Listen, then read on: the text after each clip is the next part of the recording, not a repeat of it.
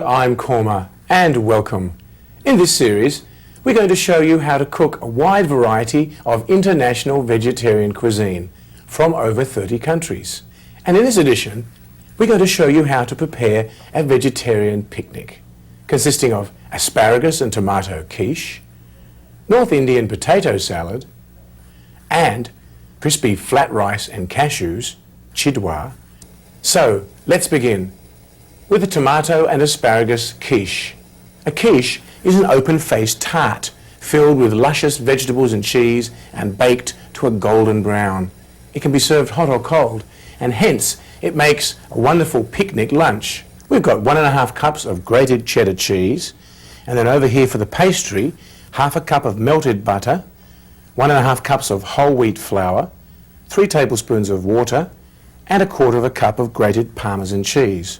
And over here on our large platter, for our lovely filling, we've got 2 tablespoons of sour cream, 2 tablespoons of softened cream cheese, 2 tablespoons of tomato paste, 2 tablespoons of cornstarch, a teaspoon of salt, 1/4 teaspoon of ground white pepper, 1/2 teaspoon of dried thyme, 1/2 teaspoon of dried basil, 1/2 teaspoon of dried oregano, and 1/2 teaspoon of yellow asafoetida powder. We've also got in the centre here 2 medium-sized tomatoes that have been cut into rings. These are going to be used to garnish the top of our quiche. And last but not least, we've got some asparagus, which is going to make up the bulk of our filling for the quiche. We need about 3.5 cups of steamed little chunks of asparagus. And over here I've got my pot of water, which I'm going to bring to a full boil.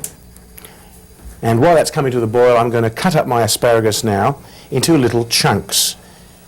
And this is going to be steamed, and while our asparagus is steaming, we're going to be continuing on with our recipe. There's our first batch of asparagus going in there, like so. And here's some more. Lovely vegetable asparagus. It's truly one of my favourites.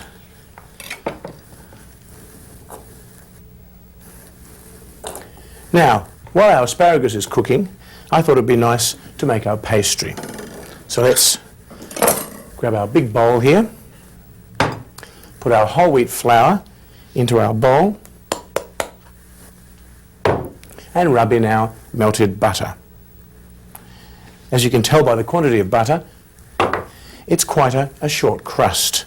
In other words, it has a lot of butter in proportion to the amount of flour. Let's rub it in a bit with our chopstick before I plunge my hands in there. Well, this is probably the best way to do it. Get the old hands in there and move it all around. Now, because there's so much butter in this, it really doesn't need much water.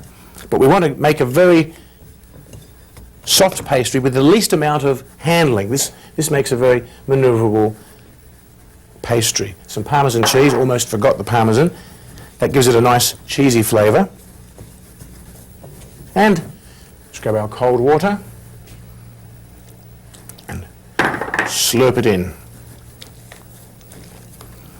Here's our nice soft pastry. At this point in time, you can refrigerate your pastry, or if you prefer, you can work with it straight away, which is what I'm going to do.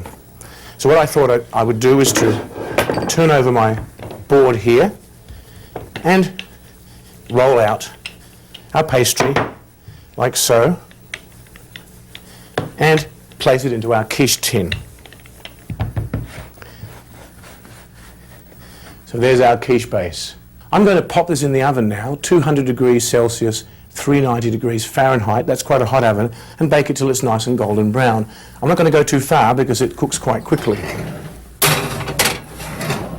But what I will do in the meantime is make my quiche filling. So over here in my bowl, I'm going to pop all the things that are meant to go in my filling, starting with our sour cream. And on top of my sour cream, we're going to pop everything else, starting with cream cheese. In goes the sour cream. We've got our tomato paste to give it a lovely pink colour. We've got some cornstarch, Then we've got our salt, we've got our black pepper, and our lovely herbs. In they go, oregano, asafoetida, and our cheese. Now the rest of the cheese, of course, I've kept for putting on top of our quiche.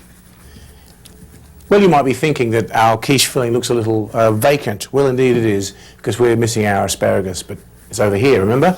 And it's cooking quite nicely. In fact, I'm going to turn it off, just test a little piece. It's looking very nice. Let's take it over to the sink and you can have a close look at it, because we're going to drain it. Here we go. Before I pour it in the sink, I think I should put my sieve in there. That helps. Lovely bright green, succulent, fresh asparagus, and sit it on here. Now before I dump it in my bowl, I'm going to get a little bowl and I'm going to pick out the nicest, choicest heads. Actually, there's a nice one there. And we're going to keep these for decorating the top of the quiche. This is important. Okay, let's pop these down over here safely. Our asparagus is nicely drained. Let's pop it in our bowl here. And mix up our brilliant green and red quiche filling, and it's smelling very, very nice and looking very, very nice. And as soon as our pastry's baked, we're going to pop this on top and bake it. So it shan't be long before we get our quiche on the road. Okay, I think that's nicely mixed. Well, I'm going to leave that right there, and I think we'll have to wait now for our pastry to be cooked. So I've got a few things to do here. Why don't you pop back in about 10 minutes' time and we can carry on with our quiche. It's quiche time. Looking good. It's mighty hot in there. Here's our quiche crust. Move our filling out of the way. Pop our crust down here. Smelling nice and wheaty and cheesy. That nice Parmesan cheese in the pastry really makes a difference. Now, let's get ourselves organised here. For a start, we're going to spoon our filling into our pastry.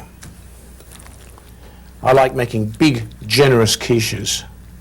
So this is certainly a big, generous quiche. Let's get that filling, spread it all around, like so. My, it's looking very healthy indeed. I think that's just about it. Let's pop our tomatoes on top now, shall we?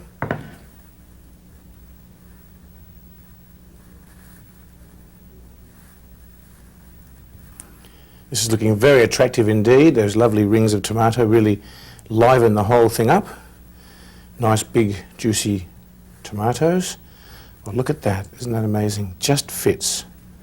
Well, that's a coincidence. Now, let's bring in our cheese.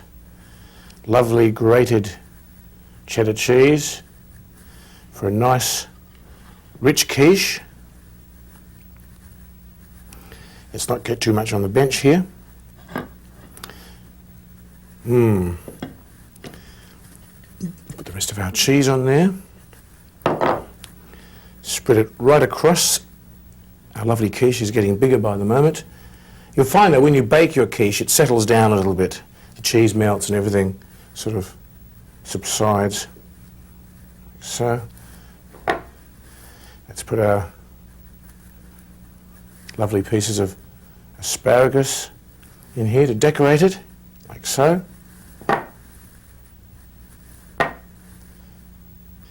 Another one there. I think we're ready for baking. Okay, I think it's looking wonderful. It's cooled down a little bit now. I can pick it up and bring it over to our oven. I'm going to bake it now for another half an hour.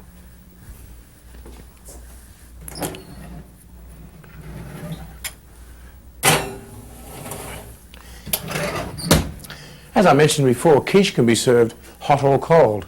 So while our little quiche, or should I say big quiche, is baking over there, I'm going to pull out a quiche that I cooked yesterday out of our refrigerator. Ideal for a picnic lunch. Tomato and asparagus quiche. Try a piece.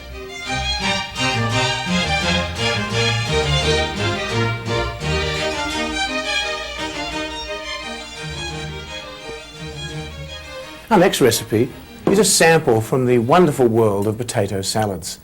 This one's from North India. Fabulous young potatoes smothered in a dressing of sour cream and yogurt with a hint of mint and fresh green chilies. Very, very nice and excellent for picnics. Let's have a look at our ingredients over here for our lovely potato salad. In the water here, we have 8 medium-sized potatoes that are boiling nicely in their jackets with the little skins on. And we're going to take those skins off afterwards and cut the potato salad up while it's warm. And on our platter here, we've got all our ingredients for our dressing, starting with the fresh lemon juice, 1 tablespoon of fresh lemon juice, 1.5 teaspoons of salt. We've got 2 tablespoons of yogurt, 3 tablespoons of sour cream. We've got half a teaspoon of fresh green chilies that have been seeded and minced up very fine, a tablespoon of safflower oil. We've got a teaspoon of black mustard seeds, and we're going to chop up a tablespoon of mint right over here. This is lovely fresh mint from the markets, and this adds a delightful flavour to your potato salad. Not too much, just a hint. Some of it's going inside and some of it's going on top for a final garnish. I found an interesting way of taking the leaves off mint stalks, for your information. Hold the stalk like this, upright, and run your hand down and you take all the leaves off all in one go. Isn't that interesting? Let's chop up our mint leaves here now, shall we?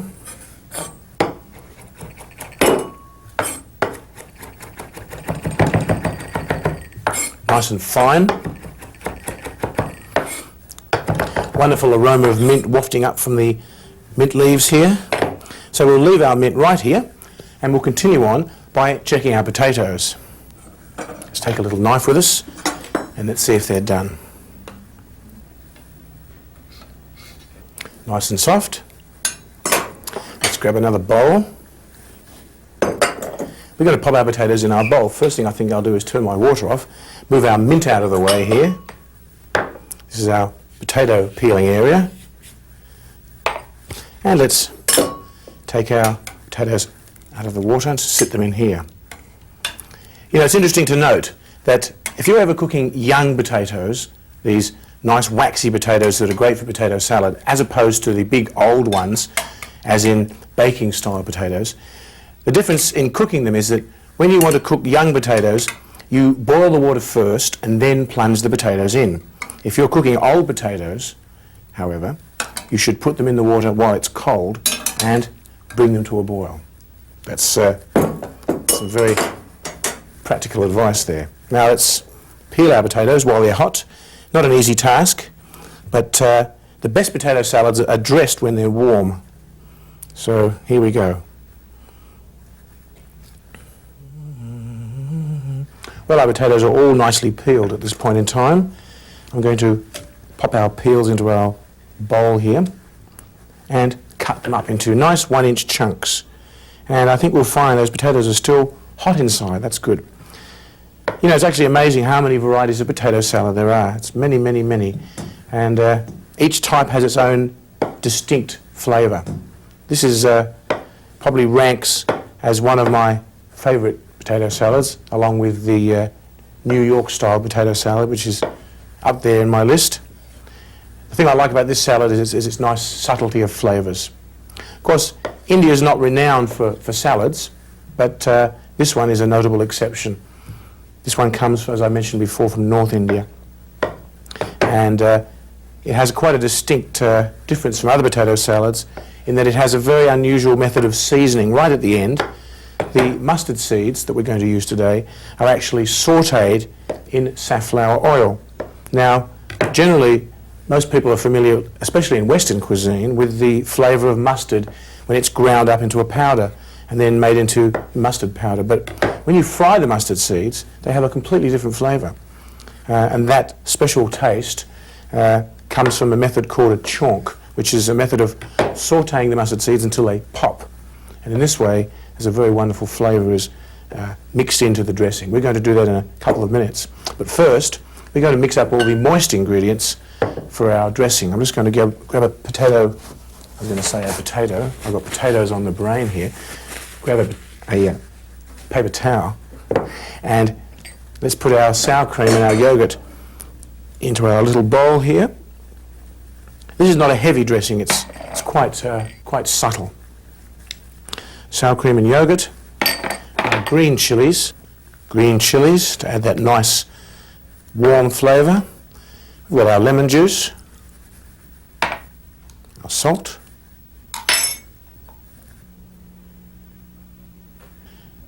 most of our mint leaves. We're going to leave the rest for garnish.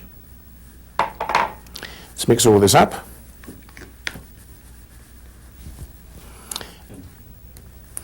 Now it's time to add our final zesty seasoning, known as a chaunk, a North Indian way of heating up the mustard seeds in our safflower oil. Let's turn on our flame underneath our lovely cast iron frying pan, which by the way is ideal for this sort of thing.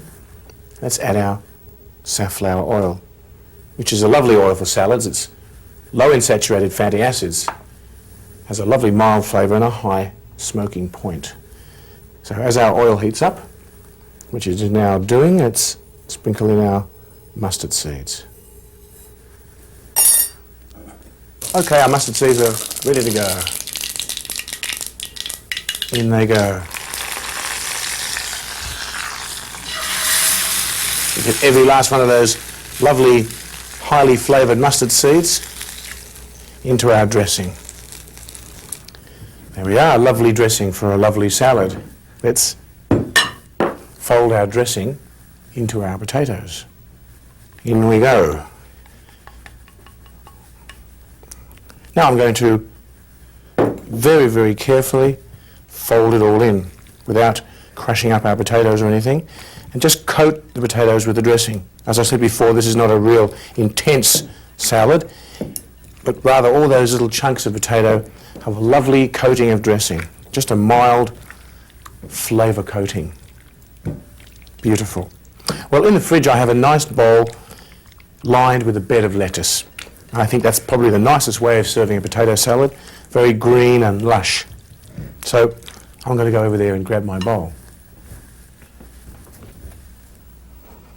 Here we are. Lovely lettuce. Let's pop our salad on its little bed of lettuce leaves. A lovely picnic salad, potato with a lovely hint of mint and green chilies, a sprinkle of mint on top, and a final sprig of mint to finish it off. A lovely North Indian potato salad.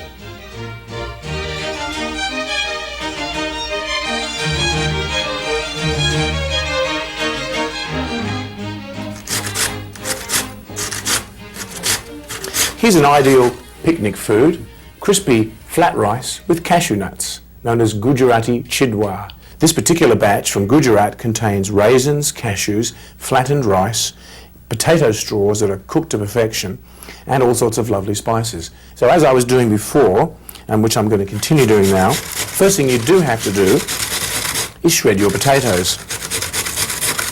And you should use the coarsest possible holes on a hand grater, or you can use a food processor that has the cutting blade on top. Be very careful not to slice pieces of your finger off, which is what I do every time I do this. So excuse me while I concentrate, especially on the last little piece. That's as close as I'm going to get. This thing's very sharp. And those strokes should be very forceful, so you get nice long strips, long as possible anyway. Let's take our potatoes in our glass bowl here over to the sink, and I'm going to rinse it off very carefully. Now the idea is, before we deep fry these potato pieces, we have to rinse them because they're full of starch. As you've probably noticed before, when you wash potatoes, there's a white sort of liquid comes off.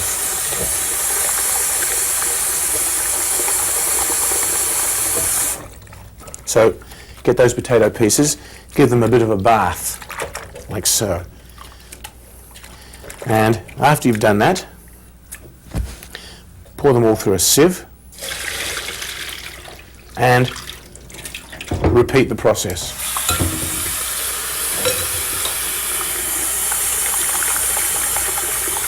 So there we are, soaking in nice, fresh, cool water. This should soak for about half an hour. Well, I'm sure you haven't got half an hour to spend to wait, but I do have a batch of potatoes that I did a similar thing to half an hour ago. They're nice and cool, and here they are. What we have to do now, after the half an hour soaking, we have to drain them one more time, like so, and squeeze all the water out of them as much as possible. So they're completely drained, like so. Then we're going to place them on some paper towels to drain thoroughly, like so, and allow them to dry out as much as possible before we deep fry them. So while our potatoes are sitting there draining and drying, air drying, we're going to roast our fennel seeds. Fennel seeds add a lovely, lovely licorice flavour to our chidwa. Over here in our lovely cast iron pan, we're going to pop our fennel seeds, get our wooden spoon, and stir them around. The first thing you'll notice is their lovely licorice flavour that wafts up into the air. Well, I think our fennel seeds now are roasted to perfection. Just gently roasted to the lovely yellow colour, and the aroma that fills the kitchen here is overpowering. I wish you could share it with me. It's very wonderful. Let's turn off our flame and leave our fennel seeds to cool down. While our fennel seeds are cooling, let's go over to the sink, or the sink area. Let's grab a plate from our shelf here, put it here, and transfer our drained potato straws to our deep frying area. Now, I have some safflower oil here, which is on 190 degrees Celsius, 375 degrees Fahrenheit, which is the ideal temperature to fry our little potato straws. So take a batch, not a huge amount, but just say a handful at a time, and lower it into the oil, like so.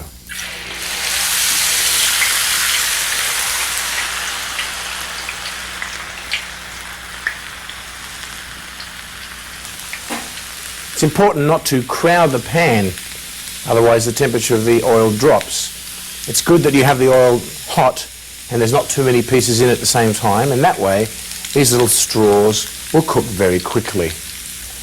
So you'll know when your potato straws are done. It's generally when they stop bubbling around and they look like they're not doing anything, like these ones. The oil is still very, very hot, but there's no moisture left inside the potatoes. So let's bring in our big lifter and put them in our colander. Lovely batch of crispy, crunchy potato straws. Let's not lose any here. Keep every one. Very valuable items. I'm going to strain my ghee here, or my oil, with my oil straining utensil. Very practical kitchen utensil, this one. Takes out all those little goobies that are floating around from time to time. Now we're going to deep fry our poha, our flat rice. Now for this, I'm going to require a sieve. If I was to drop all those in there, they'll float around everywhere, and when they're done, it's going to be hard to retrieve them. So the best thing to do is to lower your colander inside the oil, and then pour your flat rice in the colander. When they're done, you can lift up the colander, and they all come out at the same time. So let's pop our flat rice in, shall we? Here they go. Now we have to be careful at this point. Sometimes we have to lift up our colander and just gently shake them around so they don't all come over the top. Every now and again, lifting and submerging. Let's help them around here with our slotted spoon. Keep them turning. As soon as they actually change colour, just slightly, to a slight golden brown, they're ready to come out. So I think these are done. Notice how they've got a slightly different colour. They're ready to come out. Let's shake them out and sit it in our bowl here to drain a little further. Now we're going to deep fry our cashew nuts. In they go. They've sunk to the bottom. I mean, they're the world's largest cashew nuts, so I expect they weigh a bit. But we're going to take close attention to these things by checking them every few seconds, because they don't take very long to fry. And we want to whisk them out of here as soon as possible. There they are. Okay. A lovely golden aromatic batch of giant cashew nuts. Let's turn off our flame. I think I'll leave my thing full of cashews propped up here. So everything's draining, the potato straws, the cashew nuts, the poha. Let's go over here and mix up our other ingredients. We've got our little bowl, we're going to place right in the center here, and we're going to add all these things, the chilies, the ajwan, the salt, the sugar, the turmeric and the cayenne pepper into this bowl, mix it up, and then put everything on top, and we've got our chidwa. So first of all, we've got our cayenne pepper, turmeric powder, our fine salt, sugar, our ajwan seeds, and our lovely little green strips of fresh chili to give it that lovely bite. Now we're going to combine all our dry ingredients in our big bowl over here. We've got our flakes of lovely poha or flat rice, in they go, and our cashew nuts, lovely whopping great big giant cashews. Reach over here and get our fennel seeds, lovely aromatic fennel. We've got our potato straws, and there you go. And last but not least, our raisins. Now we're going to tip all our spices on top, like so. I'll reach over here and get my metal spoon and mix it up very, very carefully. This is really, really a fabulous dish for picnics. It really lends itself well because you can store chidwa in a jar, well sealed, for up to 3 months. It won't go stale or anything, so it's very, very good to have around, because it'll be most unlikely that if you had some of this in the house that it would last 3 months, because it's so delicious. And there it is. A golden, crispy, crunchy batch of Gujarati flat rice with cashews, chidwa.